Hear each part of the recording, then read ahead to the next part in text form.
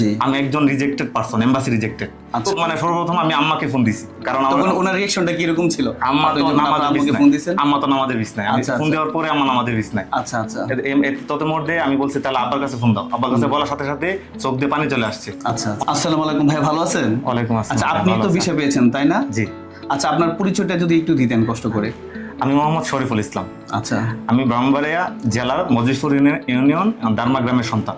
আচ্ছা আমি ওইখান থেকে ফেসবুকের মাধ্যমে একটা অ্যাড দেখি, বিডিএটি থেকে অ্যাড পরিবেশন করা হয়। ওইখান থেকে আমি দেখে অনুপ্রাণিত হই যে আমার পড়ার পাশাপাশি ওই সময় আমার রানিং ছিল যে পড়ার পাশাপাশি আমি বাসা কোর্স করে দেখি কি হয়। আচ্ছা, ওই মানে ফ্যামিলির সাপোর্ট। মানে আপনি কি পড়াশোনার মানে মাঝখানে এই স্টাডিটা করতেন? হ্যাঁ হ্যাঁ, আমি অনার্স চলাকালীন সময়ে আমি বিডিআরিতে ভর্তি হয়, তখনই আমার এই যাত্রা শুরু হয়। আচ্ছা, ভেরি গুড। আচ্ছা, ভিসা যখন আপনি হাতে পেয়েছেন, মানে এই ভিসাটা হাতে পাওয়ার মুহূর্তে আপনার অনুভূতিটা ঠিক কেমন ছিল? অনুভূতি হলো সর্বপ্রথম আল্লাহর কাছে শুকরিয়া আদায় করছি। অবশ্যই এটা আমার অনেক বড় একটা স্বপ্ন ছিল, এবং শুধু আমার না, এই সাফল্য আমার পিতামাতা, আমার পরিবার এবং বিডিআইটি কোচিং সেন্টার তথা এদের সাফল্য। আচ্ছা, তো আমি মনে করি মানে এই সাফল্য শুধু আমার না, এটা আমি অবশ্যই মনে করি। এবং যখন ভিসা হাতে পেয়েছি, আসলে আমি কেমনে বোঝাই আপনাদেরকে, এটার একটা অনুভূতি যে কি একটা শান্তি। হয়তো মানে সর্বপ্রথম আমি আম্মাকে ফোন দিছি এটা আনন্দটা জানানোর জন্য। কারণ ওনার রিঅ্যাকশনটা কি রকম ছিল? আম্মা তো নামাজের বিছনায়, আমি ফোন দেওয়ার পরে আম্মা নামাজের বিছনায়। আচ্ছা আচ্ছা তত মধ্যে আমি বলছি তাহলে আব্বার কাছে ফোন দাও। আব্বার কাছে বলার সাথে সাথে চোখ দিয়ে পানি চলে আসছে। অনুভূতিটা আপনার কাছে প্রকাশ করলাম আর কি। তারপর আম্মার কাছে বিস্তারিত বললাম, এবং অনেক আনন্দ, অনেক মানে মুখের যে একটা ভারী ছিল, মানে ব্যথা ছিল, ওইটার সাথে সাথে দূর হয়ে গেছে। Very good. আচ্ছা, জাপানে যাওয়ার যে স্বপ্ন ছিল এটা তো পূরণ হতে যাচ্ছে। জি। তো এটা আপনার জীবনে কিরকম পরিবর্তন আনতে পারে বলে আপনি মনে করেন? এটা হলো যেমন উচ্চশিক্ষার জন্য সবাই চায়। জি। আমি বাংলাদেশে অনার্স মাস্টার্স কমপ্লিট করেছি। আচ্ছা। তো ভাবলাম যে বাইরে একটা পড়াশোনা করা যায় কিনা। হ্যাঁ। ওই পড়াশোনা শেষ হয়েছে, সাথে সাথে আপনার এই কিনা বলে ভাষা শেখার জন্য আগ্রহ হইলো, পড়াশোনা শেষ করলাম, ভাষাও শিখলাম। আবার এখানে ইন্টারভিউর মাধ্যমে সবকিছু ম্যানেজ হয়েছে। ম্যানেজ হওয়ার পর আলহামদুলিল্লাহ ভিসা হাতে পেয়েছি, এই আর কি। Very good.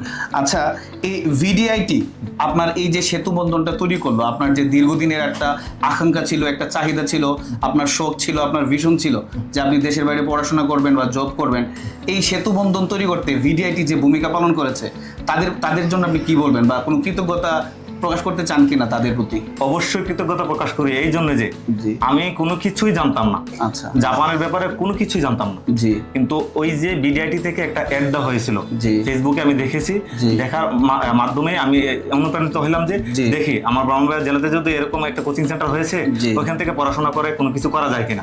তো ওইখানে অনুপ্রাণিত হয়ে আসলাম। একটা সেমিনার ছিল, সেমিনার উপস্থিত হয়েছি, এবং আব্দুল্লাহ মামুন ভাই, বিডিআইটির যিনি প্রিন্সিপাল, ওই ভাইয়ের কথা মতো মানে অনুপ্রাণিত হয়েছি। ভাইয়া বলছে বিস্তারিত সবকিছু। তারপরে ওই ভিত্তিতে পরিবারের সাথে কথা বলি। আমি মনে করি আমার ভিসার পিছনে আমার আল্লাহ তাআলা তো অবশ্যই আল্লাহর রহমতে ভিসা পেয়েছি, পরিবারের অবদান ছিল, এবং তার পাশাপাশি সবচেয়ে বড় অবদান রেখেছেন BDIT coaching centre. Very good. আমি এই জন্যই তাদের সাফল্য কামনা করি। আচ্ছা, আপনার গল্প দেখে অন্য যারা শিক্ষার্থী আছে, যারাও স্বপ্ন দেখছে যে দেশের বাইরে গিয়ে তারা পড়াশোনা করবে, জব করবে, তারা কি শিখতে পারে? আমি অন্যান্য স্টুডেন্টদের প্রতি এই কথাই বলি যে ধৈর্য হারা হওয়া যাবে না। আমি একজন রিজেক্টেড পারসন, এমবাসি রিজেক্টেড, কিন্তু আমি ধৈর্য হারা হয় নাই। আমি একবার গত 25 সেশনে এপ্রিলে আমার সেশন ছিল, কিন্তু আমি ভিসা সব রেডি, তার প্রতি মুহূর্তে আমি ভিসা রিজেক্ট হয়, কিন্তু ভাঙি নাই। আমাকে ওই বিডিআইটির আব্দুল্লাহ মামুন স্যার প্রায় সময় ফোন দিছে, ফোন দিয়ে জিজ্ঞেস করছে, শরীফ কি অবস্থা, কতটুকু আগাইতেছো, ভাঙা যাবে না, আগাতে দেখো, চেষ্টা করো। ওই ভাইয়ের কথা মতো, আর ভিতরে তো স্বপ্ন অবশ্যই আছে, ওই স্বপ্ন নিয়ে আগাইছি, আল্লাহ রহমতে ভিসা হাতে পেলাম। ধন্যবাদ, বেস্ট অফ লাক আপনার জন্য, ইনশাআল্লাহ। তাহলে আর দেরি কেন, আপনিও যদি সেই সুবর্ণ সুযোগটি পেতে চান, আজই যোগাযোগ করুন বিডিআইটি ইনস্টিটিউটে। কি ভাবছেন তাদের অ্যাড্রেস কোথায়? তাদের অ্যাড্রেস কিন্তু খুবই সহজ, সাবেয়া স্কুলের ঠিক বিপরীত পাশেই রয়েছে বিডিআইটি ইনস্টিটিউটের শাখা।